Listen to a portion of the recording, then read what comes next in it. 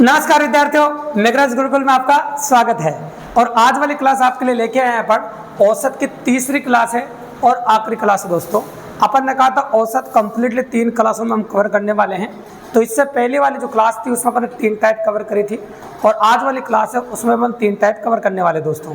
तो इसके साथ औसत आपका अच्छे से 100% पॉसिबिलिटी के साथ कंप्लीट हो जाएगा दोस्तों CET 2026 एग्जाम के हिसाब से। तो आज की क्लास काफ़ी महत्वपूर्ण होने वाली है और पेपर का लेवल काफ़ी अच्छा रहता है। तो आज की क्लास में से औसत में से क्वेश्चन पुटअप किया जाएगा, ये बात मेरी स्पेशली याद रखना दोस्तों। तो वीडियो अच्छा होने वाला है, इंपॉर्टेंट होने वाला है, इसलिए एंड तक जरूर देखें आप। तो चलो बात करते हैं हम आपके सामने, जब समूह में कई व्यक्ति शामिल हो जाए या कई व्यक्ति निकल जाए।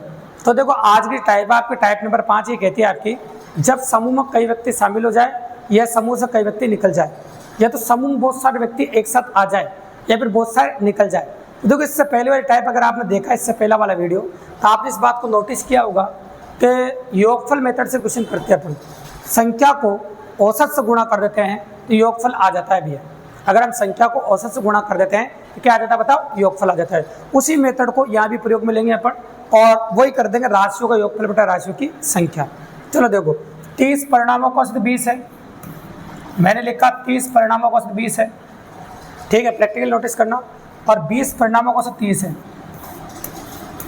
तो सभी परिणामों को औसत ज्ञात कीजिए।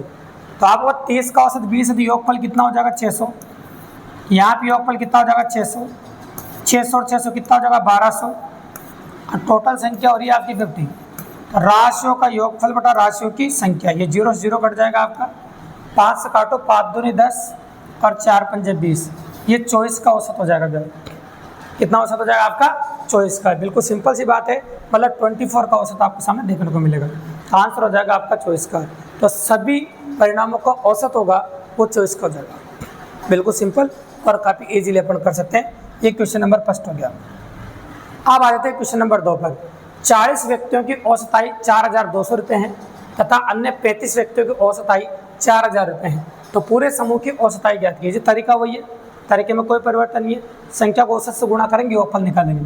तो मैंने लिखा 40 का औसत 4200 है और 35 का औसत 4000 है, तो पूरे समूह का औसत ज्ञात करना है। तो ये देखो अपन ने लिखा 3 जीरो था आपके ऐसे कैसे है ना, 4 दूनी 8, 4 चौक 16, ये 3 जीरो आपके ऐसे कैसे है ना, 5 चौक 20, हासिल 2, 4 3 12 और 2 14 हो जाएगा, 1,40,000, 1,40,000 और 1,68,000 जो जोड़ोगे आप, ये हो जाएगा आपका 3,08,000 है ना। अब इसमें भाग लगा दो आप उसका 75, जिसमें आपका आंसर आ जाएगा। तो पहले आप 25 से काट सकते हैं, 25 से काटो, 25 से कम 25 है ना, कितना बच जाएगा 5 25 दूनी 50, 25 75 है ना, कितना बच जाएगा देखो 25 से कम 25, 5 25 दूनी 50, 8 25 75 है ना, फिर 25 दूनी 50, ये 0। अब ये 25 से कट जाएगा 3 बार, बोलो 3 का पारा 6 3 18, 1 3 3 0 है ना, ये हो जाएगा 6 3 18 और ये इस प्रकार से है ना। तो आपका आंसर जो होगा 6106 है ना, सॉरी 4 3 12, सॉरी 4 3 12 होगा, तो 4106 से 2/3 होगा, ठीक है। तो यहाँ पर दोनों जगह ये दे रखा आपका, हाँ यहाँ 2/3 कर देते हैं अपन, 4 से 2/3 रुपये आपका आंसर हो जाएगा। ये बिल्कुल सिंपल है, थोड़ी सी टाइपिंग मिस्टेक थी, तो बिल्कुल सिंपल है, राशियों का योगफल बटा राशियों की संख्या, और इस प्रकार से अपन कर सकते हैं। तरीका वही योगफल मेथड, तरीके में कोई परिवर्तन नहीं करे, पूरा औसत एक ही तरीके से पढ़ रहे हैं। आपने नोटिस किया होगा का पूरा औसत जब से अपन ने पढ़ना शुरू किया है, तरीका नहीं बदला है, वो योगफल मेथड इस्तेमाल किया, कंसेप्ट से पढ़ रहे हैं दोस्तों, ठीक है, ताकि कन्फ्यूजन नहीं रहे। चलो ऐसा एक और क्वेश्चन देखें, इस टाइप का 3 क्वेश्चन ले लेते हैं अपन। अगर कोई निकल जाए तो दोनों साइड माइनस होता है, और यहाँ आ रहा है तीनों क्वेश्चनों में तो प्लस हो रहा है। तो अपन कह सकते हैं एक संख्या होगा तो y², ये पटवारी में 2016 में आ चुका है 200 क्वेश्चन, रेलवे में आ चुका है पहले चेन्नई बोर्ड से 2009 में, तो 2 बार क्वेश्चन आ चुका है। ये y संख्याओं का औसत x², तो x + y संख्याओं का औसत ज्ञात कीजिए, ऐसे आपसे बोल रहे हैं। क्या कर सकते हैं, कोई बड़ी बात नहीं। तो योगफल निकालेंगे, तरीका वही है, संख्याएं थी पहले, अब संख्याएं नहीं कर ABCD और कुछ भी नहीं है। x संख्या का औसत y² है, ये हो जाएगा xy², y संख्या का औसत x² है, ये हो जाएगा आपका yx², y संख्या का औसत x² है, ये हो जाएगा yx²। बिल्कुल सिंपल सी बात है। तो राशियों का योगफल मतलब जोड़ दो x y square plus y x square बटा x plus y. X y common ले लो, एक्स वाई बाहर निकाल दें, यहाँ क्या बच गया आपका वाई प्लस एक्स और ये हो जाएगा आपका एक्स प्लस वाई। ये दोनों कट जाएंगे आपके और ये हो जाएगा आपका एक्स प्लस वाई, मैं sorry x y. Exactly answer होगा आपका एक्स वाई। तो तीनों क्वेश्चनों से क्या सीखा आपने? योगफल मेथड से पहले योगफल निकाल देंगे और जोड़ के इधर भी जोड़ के भाग लगा देंगे, मतलब राशियों का योगफल बटा राशियों की संख्या। तो काफ़ी इजीली और काफ़ी आसानी से कर सकते हैं दोस्तों।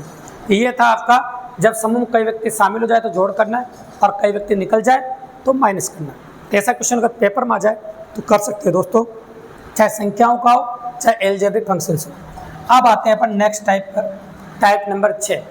तो टाइप नंबर 6 क्या कहते हैं आपके? देखो सुनो, जब समूह में से कुछ व्यक्तियों की संख्या ज्ञात करनी हो, तो समूह से कुछ व्यक्तियों की संख्या ज्ञात करनी हो, कोई भी आपको समूह देगा उससे कुछ व्यक्तियों की संख्या आपको ज्ञात करनी पड़ेगी। तो ये क्वेश्चन अपन पढ़ेंगे एलिगेशन मेथड से, मिश्रण वाले मेथड से। अगर उससे करेंगे तो क्वेश्चन काफ़ी ईजी और काफ़ी आसानी से हो जाएगा। देखो आपके सामने, देखो 100 विद्यार्थियों का औसतन 46 किलो है, जिनमें लड़कों का औसत वजन 50 किलो, लड़के हैं, लड़कों का औसत वजन 50 किलो है आपका, और लड़कियों का जो औसत वजन है वो 40 किलो है, ये 40 किलो है, और दोनों का जो औसत वजन है विद्यार्थियों का वो 46 किलो है।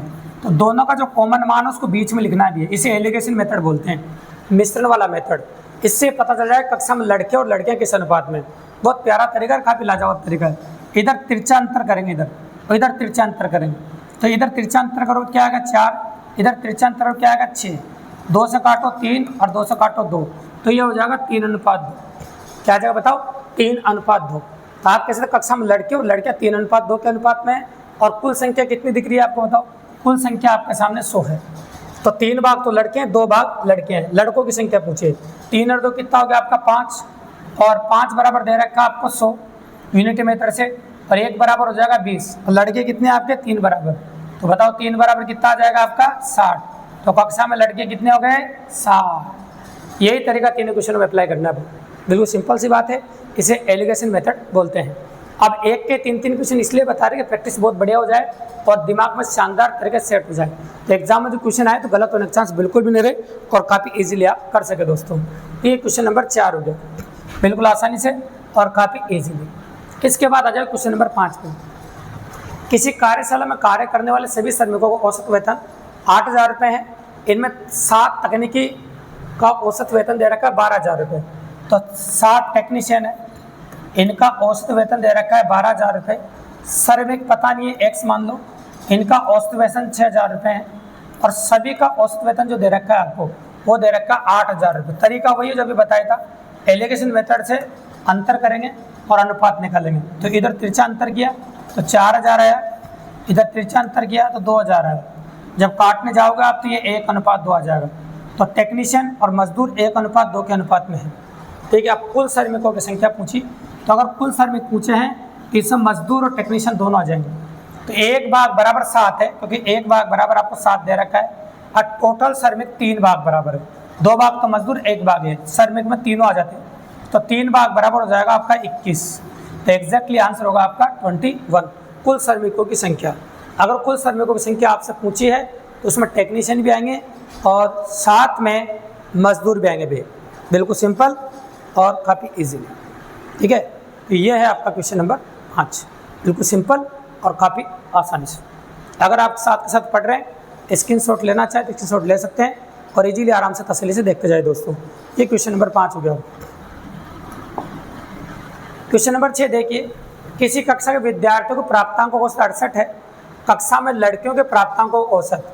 तो पहले लड़कियां दे रखी है और लड़कियों के प्राप्तांकों का औसत दे रखा है अपन को 80, और लड़कों के प्राप्तांकों का औसत भी दे रखा है अपन को लड़के 60, और दोनों के प्राप्तांकों का औसत दे रखा है अपन को 68। स्टार्ट में दे रखा है, वही तरीका है, तिरछा अंतर करना है। इधर घटाओगे तो 12, इधर घटाओगे तो 8, काट दो 4 से 2 बार, ये 3 बार। तो कक्षा में लड़कियां और लड़के 2:3 के अनुपात में। अब पूछा कक्षा में कितने प्रतिशत विद्यार्थी लड़के हैं। ठीक है, तो आप अच्छी तरह जानते हैं कि 2 भाग तो लड़कियां, 3 भाग लड़के हैं। टोटल 100% होता है, तो आप कह सकते हैं 5 भाग बराबर 100%, 5 भाग बराबर 100%, तो 1 भाग बराबर हो जाएगा आपका 20%। और लड़के कितने भाग बराबर है बताओ आप? 3 भाग बराबर, तो 3 से दोनों साइड गुणा कर दी जिसमें आंसर आ जाएगा, तो लड़के हो जाएंगे 60%। तो कक्षा में जो लड़के हैं आपके वो 60% होंगे, बिल्कुल सिंपल और काफ़ी ईजिली। तो कक्षा में जो लड़के हैं आपके वो हो जाएंगे आपके 60% काफ़ी आसानी से और काफ़ी ईजिली। तो ये था जो समूह के कुछ व्यक्तियों की संख्या आपको ज्ञात करनी हो औसत के द्वारा, काफ़ी ईजिली और काफ़ी आसानी से। क्लियर भाई? हाँ, अगर स्क्रीनशॉट लेना हो तो ले सकते हैं दोस्तों साथ में, कोई दिक्कत की बात नहीं है। और इसके बाद आ जाते हैं अपन टाइप नंबर 7 और इस चैप्टर की आखिरी टाइप, जिसके बारे में अपन बात करेंगे। टाइप नंबर 7, जब बीच की कोई संख्या ज्ञात करनी हो। क्या कह रहे हैं अपन? जब बीच की कोई संख्या ज्ञात करनी हो। अब बीच की कोई संख्या किस प्रकार से ज्ञात करेंगे, कैसे ज्ञात करेंगे, चाहिए उसके बारे में भी अपन बात कर लेते हैं आपके सामने। चलो देखो, तो जब बीच की कोई संख्या ज्ञात करनी हो, 25 संख्या औसत 18 वो योगफल मेथड स्टार्ट करेंगे और वही तरीका इस्तेमाल करेंगे। प्रथम 12 का औसत ये दे रखा है, अंतिम 12 का औसत दे रखा, 13वीं संख्या ज्ञात कीजिए। तो तरीका वही, योगफल मेथड नहीं चेंज कर रहे। 25 संख्याओं का औसत 18 है, उनमें से प्रथम 12 संख्या का औसत दे रखा है 14, अंतिम 12 का दे रखा है 17 और 13वीं संख्या ज्ञात कीजिए। तो आप नोटिस कर सकते हैं कि 12 और 12 24 होता है, तो 25 में 24 घटाओ तो वो 13वीं संख्या ही बचेगी। तो योगफल निकाल देंगे, संख्या को औसत से गुणा कर देते योगफल आ जाता है। 25 8 200 हासिल 20, 25 से कम 25 ये 45, 12 चौक 48 हासिल 4 168, 12 7 84 हासिल 8 ये 204।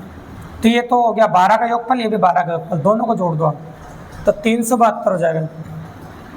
ये 372 जो है ना, ये 24 का योगफल है, ये 25 का योगफल है। अब जिधर ज़्यादा हो उसमें से घटा दो भी, तो 25 के योगफल में 24 का योगफल घटा दो तो 13वीं संख्या निकल के आ जाएगी। 25 के योगफल में से 24 का योगफल घटा दो, 13वीं संख्या निकल के आ जाएगी। कंसेप्ट बेस है और काफ़ी इजीली है, तरीका वही है जो अपन कंसेप्ट यूज कर रहे हैं आपके सामने, योगफल मेथड। तो आइए घटाइए, 28 तो इधर बच जाएगा आपका, है ना, 400 हो जाएगा, 28 और 50 कितना हो जाएगा 78। तो आप कह सकते हैं एग्जैक्टली 13वीं संख्या जो होगी आपकी वो 78 हो जाएगी। ऐसे कैसे ही आपके दिमाग में बिल्कुल आसानी से उतारने के लिए 3 क्वेश्चंस करेंगे, ताकि दिमाग में काफ़ी इजीली और काफ़ी आसानी से उतरे भी है और काफ़ी अच्छा शानदार पॉसिबिलिटी बने आते हैं। आइए और भी देखते हैं अपन। ABC का औसत भार 45 किलो है, तो ABC मतलब 3 ले लो, इनका औसत भार 45 किलो है, गुणा करोगे तो 135 हो जाएगा। और A और B का औसत भार दे रखा है 40, गुणा करोगे तो 80 हो जाएगा। फिर B और C का औसत भार दे रखा है आपको 43, गुणा करोगे तो ये 86 हो जाएगा। अब नोटिस करो, 2 और 2 कितना होता है 4, तो 4 में 3 घटाओगे तो जो पूछी वो संख्या अपना आप आ जाएगी। यहाँ भी इन दोनों को जोड़ दीजिए, जोड़ोगे तो 6 और 16, तो ये 4 का योगफल है। 4 के योगफल में से अगर आप 3 का योगफल घटाओगे तो जो रिक्वायर्ड है आपका B का भार आपसे पूछा है, वो B का भार आपके सामने निकल के बिल्कुल सिंपली आ जाएगा। तो चलिए 166 में से 135 घटा देंगे अपन। 6 में 5 गया तो 1, 6 में 3 गया तो 3 और 1 में से देखो 6 में 3 गया तो 1 और 1 में से गया तो 0। एग्जैक्टली आंसर आ जाएगा 31 किलो, बिल्कुल सिंपल और काफ़ी ईजिली। जैसा ही क्वेश्चन है वही तरीका इस्तेमाल किया है। अब इसी प्रकार के प्रश्न में संख्या को थोड़ी बड़ी कर देते हैं, तरीका ये इस्तेमाल करते हैं और काफ़ी इजीली अप्रोच करते हैं क्वेश्चन नंबर 9 के अंदर। आइए एक और देखते हैं, फिर विविध प्रश्नों की बात करेंगे ताकि टॉपिक अच्छे से कंप्लीट हो जाए। ठीक है, तो टाइप जितनी टोटल 60 टाइप है वो कवर करेंगे और 60 टाइप कवर होने के बाद फिर विविध प्रश्न, कई बार एक्स्ट्रा क्वेश्चन आ जाते हैं कुछ, उनके बारे में चर्चा करेंगे अपन एंड में। बिल्कुल सिंपल सी बात है। किसी वर्ष में एक व्यक्ति की मासिक औसत आय 3400 रुपये है, तो क्या बोला किसी वर्ष में, तो एक वर्ष में कितने महीने होते हैं भैया 12, तो 12 में दे रखा है 34, पहले 8 महीनों की 3160, अंतिम 5 महीनों की ये 4120। अब गुणा करना बाकी रहेगा, तो गुणा तो करना ही पड़ेगा। ये 0 0, 12 चौक 48 हासिल 4, 12 तिया 36 और 4 40, 40,800। ये 0 6 8 48 हासिल 4, 12 का 2 हासिल 1, 3 8 24, है ना, 24 से कितना का 25, ये हो जाएगा आपके सामने। देखो 0 6 8 48 हासिल कितना होगा 4, 12 हासिल 1, यहाँ वैसे ही ये 0, हाँ ना, इस प्रकार से 5 दूनी 10 हासिल 1, 6 4 5 20। अब ये 8 का ये 5 का है, टोटल 13 हो रहा है। ये 13 में से कट जाएगा, ये 13 का जोड़ हो जाएगा। तो जोड़ दो, 13 का जोड़ कितना आ रहा है देखो आपका, फिर 13 का जोड़ टोटल हो रहा है आपका 45,880। अब 45,880 में से ये घटा दो तो 12 का योगफल घटा दो 13 का में से, तो एग्जैक्टली आंसर आएगा आपका 5,080 रुपये। आंसर हो जाएगा आपका 5,080 रुपये। बिल्कुल सिंपल और काफ़ी इजीली और काफ़ी आसानी से अपन ने कर दिया दोस्तों आपके सामने। ये आपका क्वेश्चन नंबर 9 है। बिल्कुल सिंपल और काफ़ी इजीली अपन ने कर दिया आपके सामने, तो कर ही सकते हैं, बिल्कुल सिंपल है। अब आप कह रहे हैं कि सर 3 क्लासों के माध्यम से अपन ने जितना भी औसत का वेरिएंट हो कम्प्लीटली पढ़ लिया। हाँ बिल्कुल पढ़ लिया भैया, लेकिन कई बार एग्जाम में कुछ छोटे छोटे क्वेश्चन आ जाते हैं जो एंड में टाइप नंबर 8 में डाले हैं विविध में अपन ने। देखो तो टाइप नंबर 8 में कवर करने वाले हैं उसे। तो टाइप नंबर जो 8 है, यूँ कह सकते हो आप विविध प्रश्न या एक्स्ट्रा क्वेश्चंस कह सकते हैं, विविध प्रश्न या एक्स्ट्रा प्रश्न कह सकते हो, जिनका किसी भी टाइप से कोई संबंध नहीं। जैसे एक सबसे इम्पोर्टेंट बात बता देते हैं। तो पहली इम्पोर्टेंट बात ये कहती है आपकी, यदि दी गई श्रृंखला में अंतर समान चले, यदि दी गई श्रृंखला में अंतर समान चले तो पूरी श्रृंखला का औसत बराबर प्रथम पद प्लस अंतिम पद बटे 2। ऐसी कौन कौन संख्या है जिनका अंतर समान चलता है? प्राकृत संख्या, पूर्ण संख्या, पूर्णांक संख्याएं, सम संख्याएं, विषम संख्याएं और गुणज वाली संख्याएं, इनमें अंतर समान चलता है। देखो जैसे मैं एक क्वेश्चन बोल रहा हूँ आपके सामने, 1 से 500 तक की प्राकृत संख्याओं का औसत ज्ञात कीजिए। अब इनमें अंतर बराबर चल रहा है। देखो तो अंतर बराबर चल रहा है, डायरेक्ट ही कह सकते हो आप राशियों का योगफल बटा, मतलब प्रथम पद अंतिम पद जोड़ के 2 का भाग लगाना, तो 501 बटा 2, ये हो जाएगा 250.5 एग्जैक्ट आंसर। तो आज के बाद किसी भी एग्जाम के क्वेश्चन में अगर किसी भी सीरीज में अंतर समान चल रहा हो, चाहे वो सम संख्या, विषम संख्या हो, प्राकृत संख्या, पूर्ण संख्या, पूर्णांक संख्या या गुणज वाली संख्या हो, तो इनमें से कोई भी संख्या दे रखी हो तो कुछ भी नहीं करना है आपको दोस्तों, प्रथम पद अंतिम पद जोड़कर 2 का भाग लगा देना, जिसमें आपका आंसर आ जाएगा। पहली इंपॉर्टेंट बात है जो विविध में काम आती है। अब सेकंड क्या काम आती है? n प्राकृत संख्याओं के वर्गों का औसत, n प्राकृत संख्याओं के वर्गों का औसत, n प्राकृत संख्याओं के वर्गों का औसत होता है भी आपका n आगे नहीं होता है, कोई योगफल में होता है, अपन औसत की बात कर रहे हैं फिलहाल। तो n प्राकृत संख्याओं के वर्गों का औसत है n+1 to n+1, ये बाई 6, ये होता है n प्राकृत संख्याओं के वर्गों का औसत। n प्राकृत संख्या का वर्गों का औसत तो लिख भी सकते हो, ये होता है आपका n प्राकृत संख्याओं के वर्गों का औसत। जैसे एक क्वेश्चन बोले अपन रीट में पूछा था, 1 से 5 तक की प्राकृत संख्याओं का वर्गों का औसत ज्ञात कीजिए। इसमें जो अंतिम पद दे रखा है 5, 1 से 5 तक बोला था अंतिम पद, ये n का मान होता है अभी, तो इसमें n का मान रख दीजिए और आपका आंसर आ जाएगा। कई बार फॉर्मूला बेस्ड क्वेश्चन आ जाता है पेपर में, इसलिए बता रहे 5 + 1, तो 2 × 5 + 1 बटा हो जाएगा 6, तो 5 रे कितना हो जाएगा आपका 6, और 5 दूनी 10 रे 11 और बटा 6, ये 6 से 6 कट जाएगा और ये हो जाएगा आपका 11। तो n प्राकृत संख्या के वर्गों का औसत आ गया। अब n प्राकृत संख्या के वर्गों को औसत आने के बाद एक और वेराइटी बचती जो है n प्राकृत संख्याओं के गणों का औसत। ये वर्गों का औसत है, ये वर्गों का है, ठीक है, ये है गणों का।